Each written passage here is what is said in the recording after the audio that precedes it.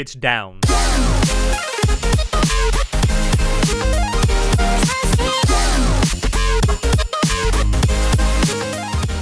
Hello everyone and welcome back to a special presentation of Anime Club After Dark.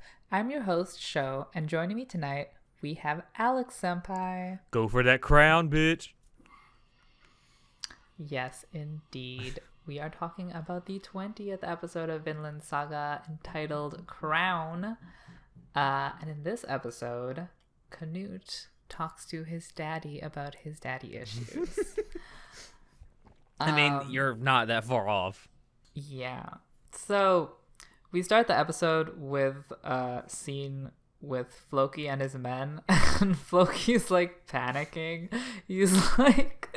Oh shit, what do you mean? Like, that's Canute literally is coming like a back. give me my brown pants moment.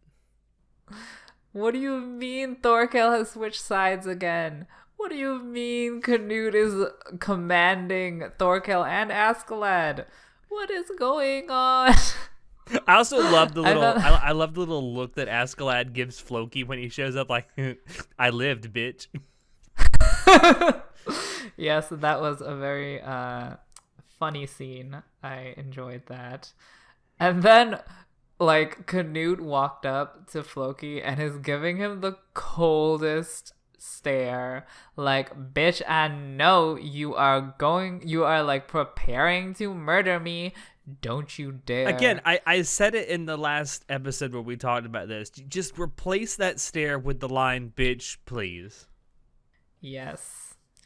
Canute is a sassy queen that we stan. But see, he's sassy in a way where he doesn't even have to say anything. It's just the look he gives. It just says, bitch, please. This is more of a bitch no. Bitch down. Yeah. Bitch GTFO. But, yes, we love Canute's expressions.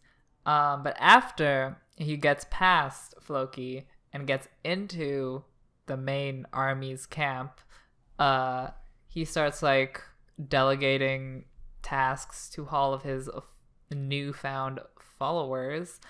And it's honestly a pretty interesting change of pace for the show because we're basically done with the gallivanting with Askeladd, yeah, that's his name. Askeladd's crew arc. One of these days, now, you're gonna get all these names right. No, and now, listen, they're all related. That's my defense. There's gonna be a plot twist that Askeladd is actually Thorfinn's mother, and Helga is actually Thorfinn's father, and Thor's is actually... Okay, no. Hold the fucking phone. What? But, okay, no, back to the actual episode. Yeah, so it's a interesting change of pace. Apparently, we're starting the fight for the throne arc, ? There's definitely a power shift. Askeladd is no longer the big bad of the show. Well, not big bad. He's certainly not the big badass in charge anymore. I meant like the head honcho. He's no longer the head honcho. Canute has taken the role of main character. I think Canute is now the central character of this arc, it seems. I like how clearly Thorfinn is supposed to be the main character in this arc that we're seeing throughout this season. But he's the one that gets the least amount of attention sometimes. Girl, you can't give the bratty children all the attention or they'll just get brattier. You have to let them stew and pout and stare at the wall over in the corner and they'll finally grow out of their phase, which what's his name? Thorfinn is clearly still in his pouting phase. But like literally they animate that pout so defined. He is having a lot of anger issues, but he's still back talking to Canute like, I don't answer to no one. I just imagine, like, you know what, I'm not gonna say this, but Anyways, Thorfinn is a sassy child that needs to be reared. And Canute is clearly up to the task of rearing. Bitch, please. I know what you meant by that. Fuck off. I mean, you said it, not me. But yes, new power dynamics, shift of the central character, shift of like it seems like we're gonna be doing less fighting and more political, stuff. Less fighting, more conniving. Yes, that. So I mean, I'm perfectly fine with this shift of pace. The plot is clearly developing really juicily, and I am all for a Game of Thrones moment with this fight against King Swine. So yeah, I'm really looking forward to what this arc will bring us. So another interesting moment that we have in this episode is Canute pondering over the almighty God, as he has been pondering in previous episodes. So he says that he will not forgive God for all the terrible things that have happened while God has just been idly watching. And then he makes this like frowny face, and that was quite a face. I love the attention to detail on that unhappiness. And in that same sort of pondering session, he says a very standout line that we don't need heaven nor its trials any longer. Our paradise is on earth. And he's referring to the paradise he's going to make by becoming a benevolent ruler. So, I mean, as many dictators have said before. Yes, I was about to say that's very egotistical, very self-righteous. But also, I mean, it's a very interesting character to watch. So I'm liking his passion, his determination. I also like how this entire like monologue that he goes on spouting all of this is sort of instigated by them walking through the village of Gansborough, and he looks up and he sees a crucifix on top of a building. Like, that's what precipitates all this. Mm-hmm. It's like, but he has to look up to it. It's just like, and it's looking down on him, and he's like, I need to be up there. That's pretty funny. I mean, sure that's the way the shot is framed. Like, you see him with it looking up at the crucifix that's on top of the building. Mm-hmm. I'm sure he'll have miniature statuettes of him replacing the crucifixes soon enough. Most dictators do. And then he ends this sort of scene with saying that he'll become a demon to achieve this perfect paradise that he plans, which sounds very Machiavellian. Sounds very Lelouch, very Code Geass. I mean, it's almost identical to a line in Machiavelli's The Prince, so... Yes, which is Italian. Yes. So anachronistic. No, I'm joking. But it's very, like, anti-hero anime, which I'm into. And I definitely am even more interested in Canute as a character. So I'm really liking this storytelling technique where, like, apparently we're like shifting between a main character for each arc, because before we had ACAD and he got a shit ton of development, and now we're getting Canute and he's getting a shit ton of development, and I'm really liking all this exposition that we're getting for Canute, even more so than ACAD. So interesting storytelling. Love this new badass Canute. He's not just sassy, he's apparently also a bitch. I guess that's the same thing. Oh well. It certainly is with you. What? He's not only a bitch, he's a bad bitch. So we love a bad bitch at Anime Club After Dark. So now on to because it's hosted by one. I didn't see. Now I don't know who you're talking about. Are you talking about hosting this one? Because I usually host episodes. We don't talk about that. So the main part of this episode was Canute audience with King Swine, which was a hella tense encounter. I definitely loved the atmosphere that was created by the cinematography and everything.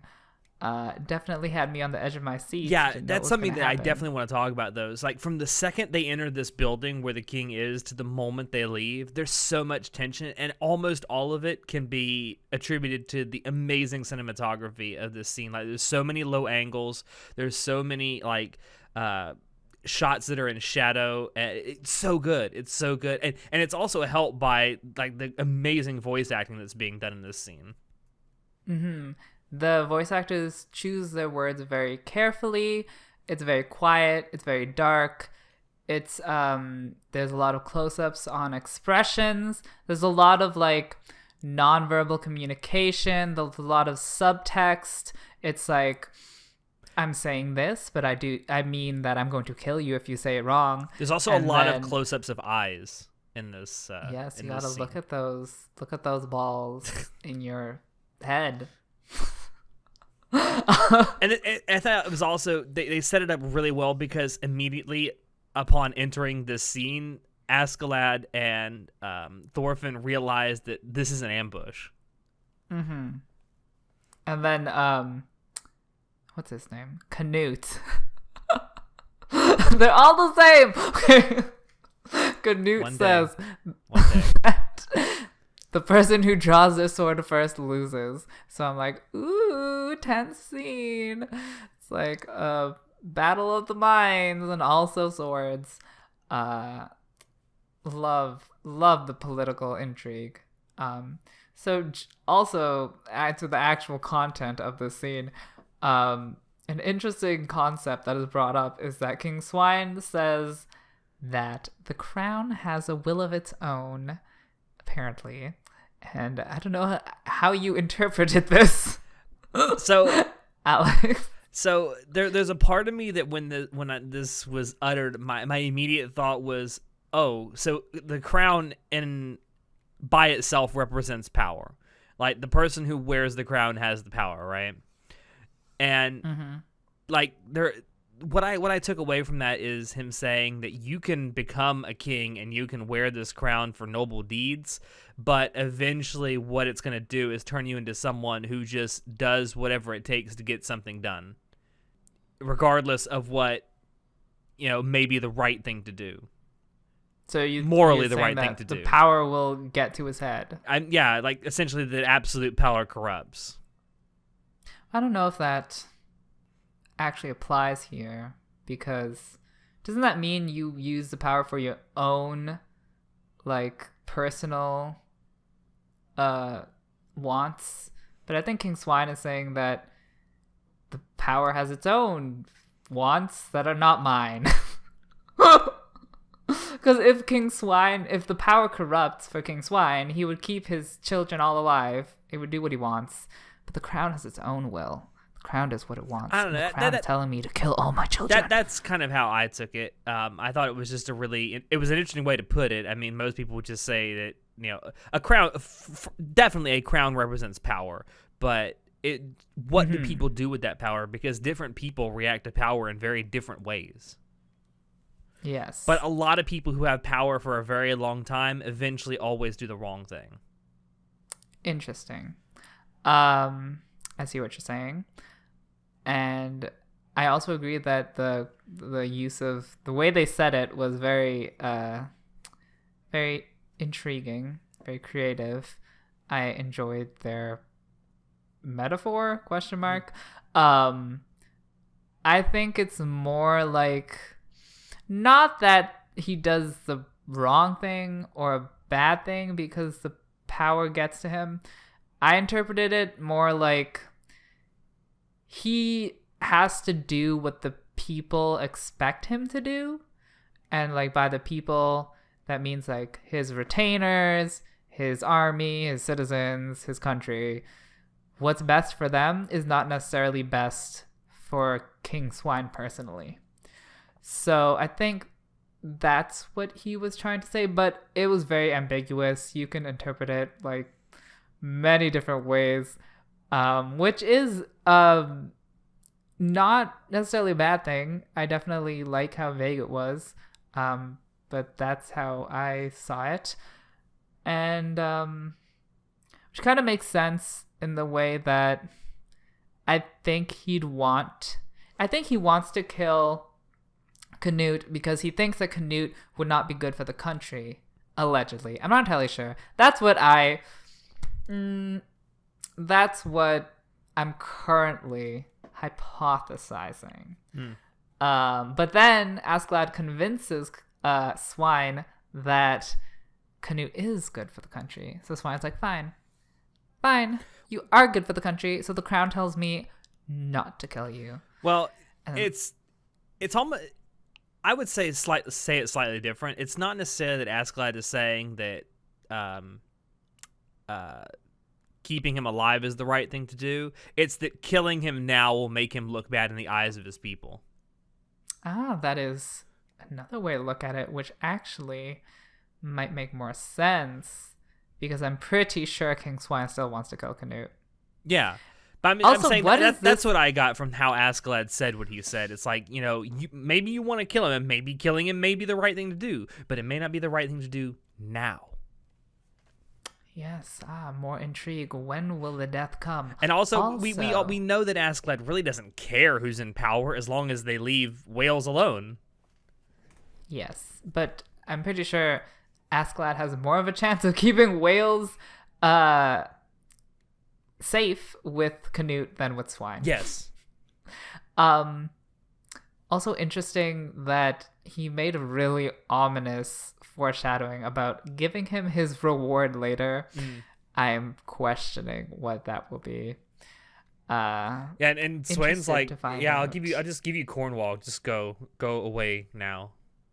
No, I'm not. Like, he said he'll give Canute a reward for taking Thorkel back. And I'm like, okay, the way you said that sounds very mysterious. Is that reward going to be a dagger in the back? Yes, that is my question. Another interesting, plot twist not really plot twist, whatever. But the interesting thing that happened during this confrontation was that King Swine immediately saw through Askeladd and it's like, oh, you're that guy's son. And so this is basically the first time I'm actually getting a character note from King Swine, or a characterization, because him immediately recognizing Askeladd's birth origin means that he is actually a very knowledgeable and not witty, but a very sharp observant person. He's very observant of what's going on around him. Sure, that as well. Yes, he knows a lot about everything that's going on in his country and everything, and he is able to recognize when it comes in front of him. So I mean, we haven't really gotten much time to know King Swine, so this is the first time I'm seeing what he is capable of, and I'm definitely seeing why he has kept his throne, because even though he looks senile, he is not. I mean, in my defense, for that statement that could be interpreted offensive, a lot of anime depict stupid old people in that same way. If you're depicted as as an ugly, clearly older ruler, you're usually stupid. Either that or you're depicted as out of touch. Yes. So it is an anime trope. I don't necessarily think it's like offensive or anything. I think it's just an anime trope that's been around for a while. Mm-hmm. So King Swine is not that. He's clearly still in touch and still very sharp in his mind. So that is well, it's good to have. It's much better to have a properly intelligent opponent to go against, or not enemy, antagonist. It's more of an antagonist than necessarily an enemy. Let's go with the villain. Or opponent. That's the word I was looking for. It's good to have an intelligent opponent, because if he was a stupid old king, then this would be a boring arc, because you can't really take it seriously. But since King Swine is actually a true to his title of being wise, I'm actually interested in seeing how you're going to outwit the king. So that is good to see. Yeah. Yeah. So after King Swine calls out Askeladd goes into rage mode, which I didn't know was gonna happen. Is he gonna evolve into He's gonna go yeah. Who's that Pokemon? It's Askeladd. Exactly. Yeah, he's what do you call when a Pokemon goes from one form to another? Evolution? Really? Yes. Okay. Whatever. That. He was going to do that. Listen, I don't watch Pokemon, and I am actually didn't have a childhood. So yes. Well, according to you, you're only 5 years old, so. That's true. But then I should know what Pokemon is, but I still don't. My statements don't add up. Okay. What else happened here? Oh, so after the whole confrontation with King Swine does mention that he will be wary of Askeladd, which is great foreshadowing. I am very interested. It makes me more excited to see more Swine versus Askeladd, and I'm very excited to see that. It's definitely like a foreshadowing for an upcoming battle of wits, I would say. Yes, and we know that Askeladd is very witty, and maybe he has met his match, maybe not. I would love to see. Tune in next time on Dragon Ball Z. Yes, I will be tuning in. So a little later on in the episode, Askeladd is talking to his one of his last remaining crew members, the younger brother. And he tells the younger brother to put down his sword and settle down with a wife and child, which sounds like a death flag to me. Yes, definitely. It definitely feels like a death flag. It's like putting all my ducks in a row before I, move on to the next phase of my life in the afterlife. But clearly supposed to be character building for Askeladd of being a nice person. I'm like, okay, Askeladd. He also gives them like a gold-plated bracelet to like barter for money. It's like, hey, take this. This should give you enough money to give you wherever you need to go. Yes. When people start giving away their most cherished belongings, you know they're about to die. Also, I love how he's talking to him while he's pissing. That's just perfect. Ugh, that's amazing. That's not amazing. Also, watching Thorfinn attack a bucket, that was pretty good too. Oh my god. We're not going to talk about that. The gravity-defying attacking of a bucket. So extra. He's so extra. But it's interesting that we're getting more death flags for Askeladd, even though he has... We've had like half a dozen so far, and he ain't dead. Yeah, he has allegedly cheated death by not dying at Thorkell's hands, but apparently he's gonna have another death flag, so who knows what's gonna go on with Askeladd there. And then we end the episode with a short scene of Leif Erikson attending a slave market, which I don't know if it's really relevant that he's at a slave market. If it is, no, I but would be what is interested. relevant is where he is, because it says that he's in the town of York, which is where King Swine and Canute and Thorfinn and Askeladd are going to be very soon. Very keen of you to notice that, because I did not, because girl, I don't read those subtitles. But that does mean that an encounter is going to occur. Yes, so apparently Leif has been looking for Thorfinn for like 10 years. I don't know how long.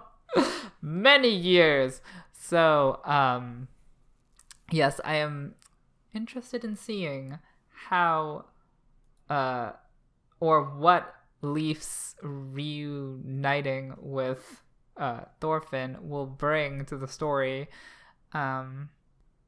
because apparently he's relevant, question mark. I mean, I don't know. The whole reason is he promised Helga that he would find Thorfinn. Yes. Maybe Thorfinn will be brought back to Iceland, and then we'll just have Canutes. Just become Vinland Saga. Yes, that I think wouldn't be a bad idea. Necessarily. Yeah, I mean, it's definitely this final scene definitely sets us up for a reunion of sorts for Leif Erikson and Thorfinn, which I'm kind of hoping we'll see, because I want to see what happens. Yes, I am also interested in seeing what happens there. So I guess we'll find out in next episode. So thank you all out there for dropping in to listen to us. We hope you enjoyed it, because we sure enjoyed bringing it to you. If you want to check out previous episodes of the podcast, you can find us on YouTube, SoundCloud, iTunes, and Spotify. If you want to keep up with what we're doing, you can join us on Discord, Facebook, YouTube, SoundCloud, iTunes, and... Oh, no.